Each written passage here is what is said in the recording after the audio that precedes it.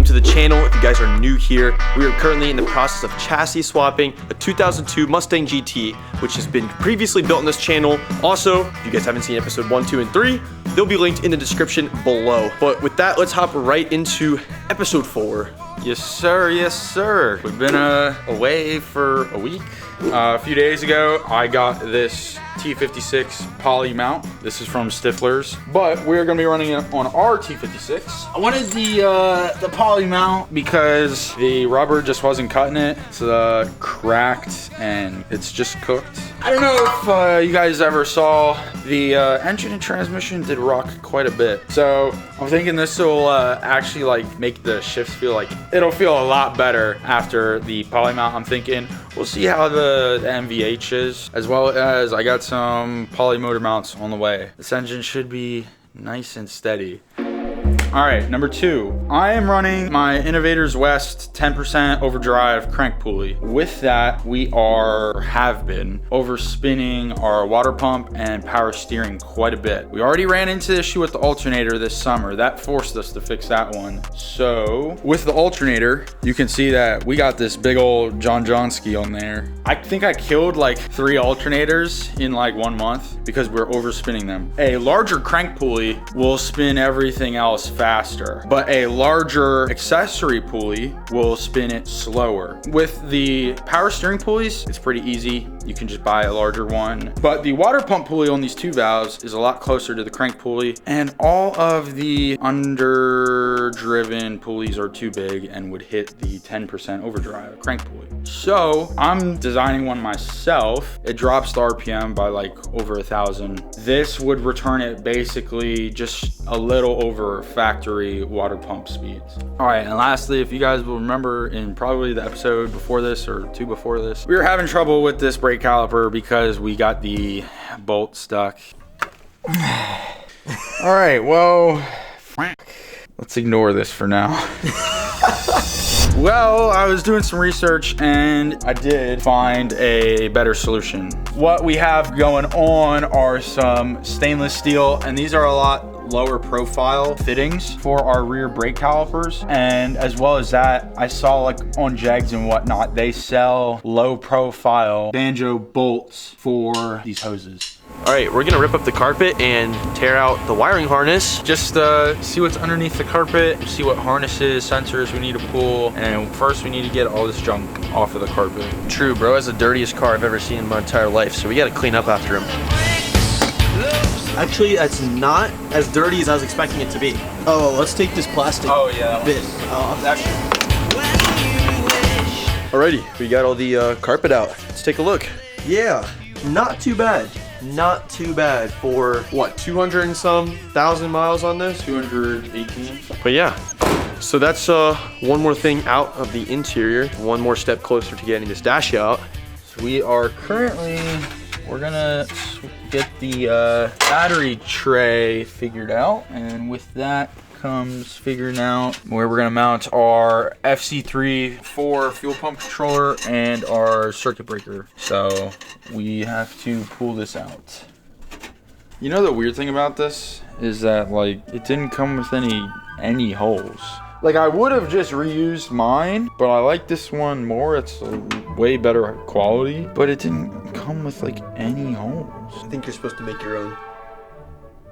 Yeah, I guess so. Look at that. It's mounted to the new box. Hell yeah. Hell yeah. Beautiful.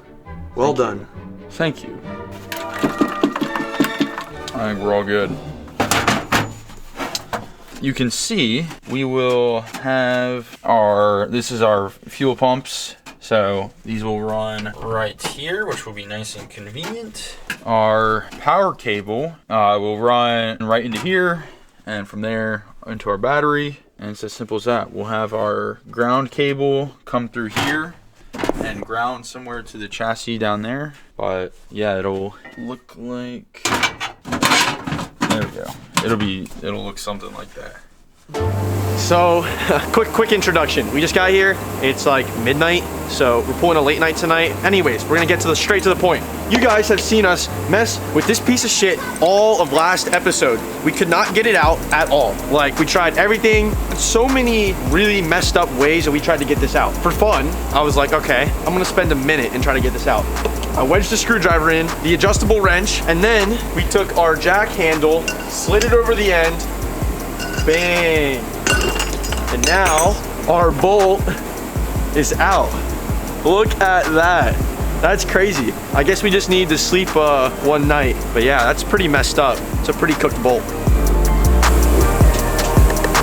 Crazy food tonight, bro. Shit my stomach. It's stank ass over here. Yeah, dude, it was bad. The food was great. The food was great. All he does is this. He moves towards me. I get a big whop of it, and it smells like straight baby shit. Yo, my bad. God, that was god awful.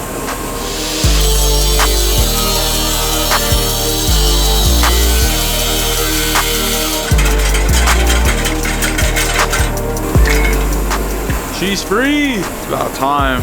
Holy. I think we're just about done taking shit out, huh? Pretty much, just like steering shaft and dash and like one harness basically. And this thing is basically 100% done. And then we can get her out. You can get her out. Ew. So what we got right there is kind of like a temporary PPF plastic sheet that has adhesive on one side, and the whole purpose is to protect your car when you're working on it so you don't scratch your paint or get it dirty or anything like that. So Christian's gonna try it out. We're gonna put it on the Mustang first and see how it works. And then we're gonna go ahead and wrap the saline in the spots, especially surrounding the engine bay where we might get scratches or like oil or anything like that on the car. And that way it's kind of like that TV protector screen when you buy like a TV or a monitor or a phone and you pull the plastic sheet off and it's like pristine and flawless underneath. We're kind of doing the same thing but for paint on a car.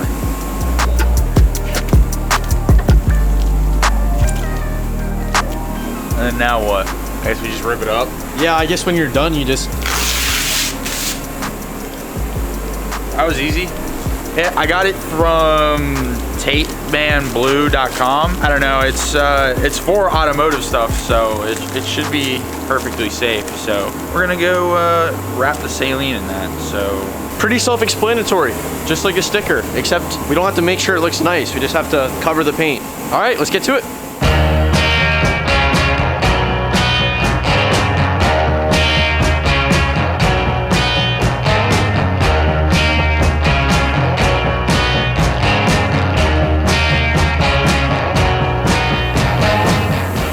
All right, so we got the car all wrapped up. If you guys are looking for vinyl wrap to get done, hit us up. It looks pretty fire. All jokes aside though, I think it turned out pretty well. It's really easy to put on. Obviously, unlike actual vinyl wrap, we don't need it to look good. It just needs to be there. But this is my first time seeing this kind of wrap used. I've personally never seen anybody else use it before, so I guess we'll see how it turns out and how it works. Are you working hard or hardly working? Hey, don't touch that.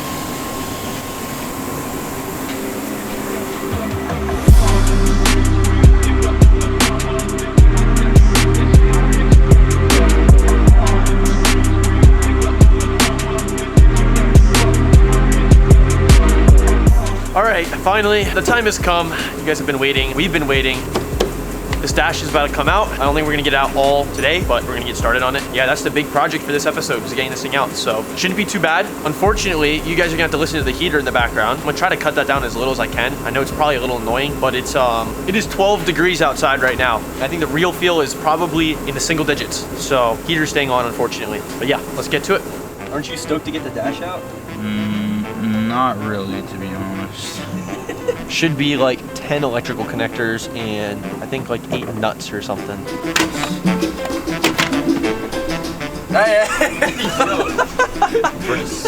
I would actually ban you from this garage.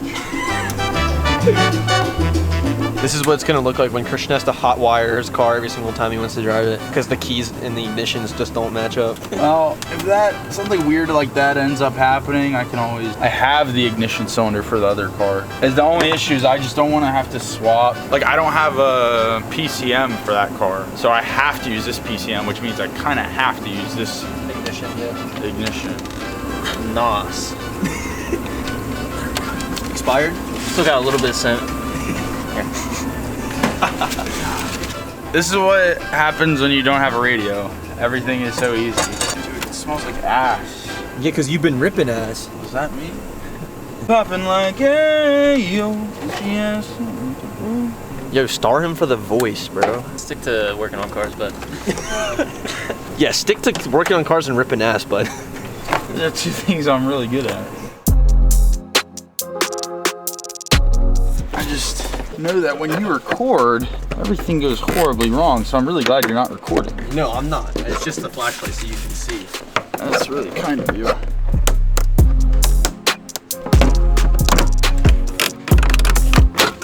No clips broken. Let's go! Yes, sir. Yeah! So removing that trim piece gives us access to 3 bolts, which go along the top of the dashboard. Let's go! Okie dokie.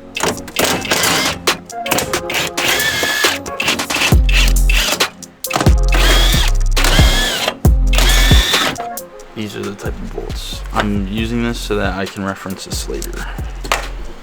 I don't know what the hell this is. I feel like this is something somebody added after, but maybe not. Starter disable harness. Yeah, this car's never gonna run. I'm taking apart this type of shit. Like, I'm cooked. What the f?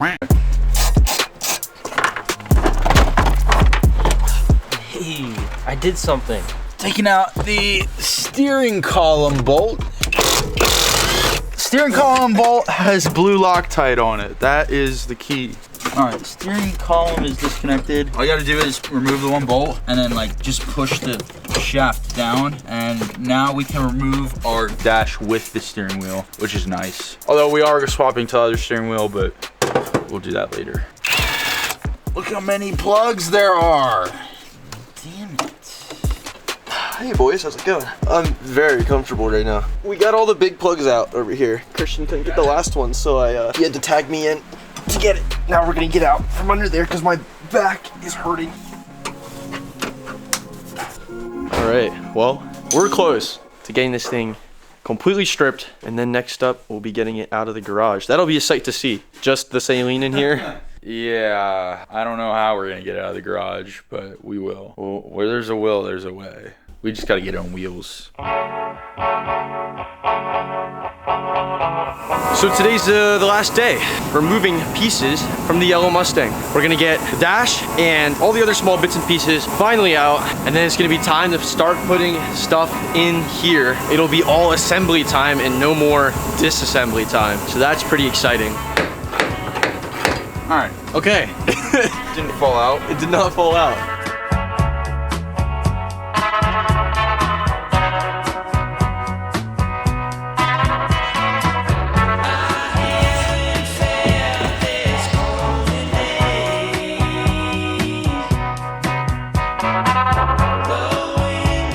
The dash is out, finally. Took us a little bit.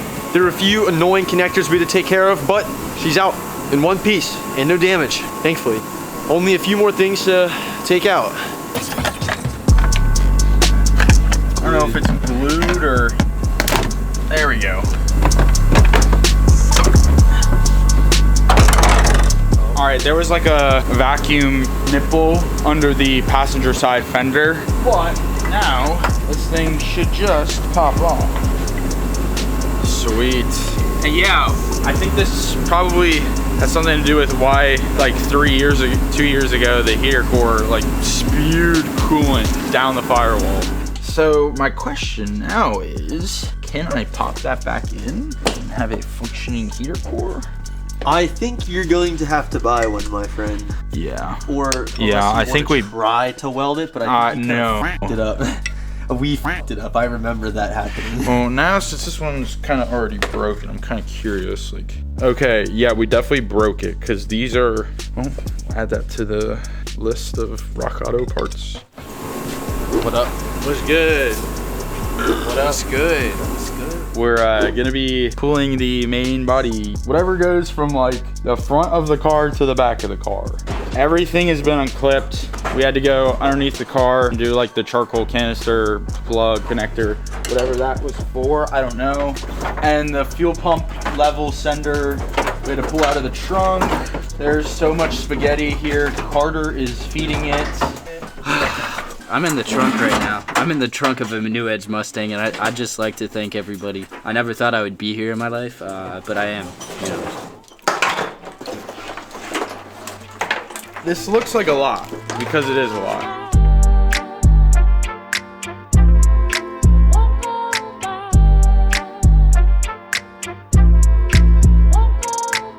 We have a few more connectors to take out and the PCM out of this car. And then like, it's pretty much completely done. And hopefully this thing will be out of here soon. But to be honest, I thought that removing the dash would be pretty horrible. It really wasn't that bad. And then removing this wasn't bad either. It's really just like 3 bolts holding this in. So looking forward to putting it all back together. No, you're not. No, I'm not. Yeah, bitch, I said what I said. I'd rather be famous instead. I let all that get to my head.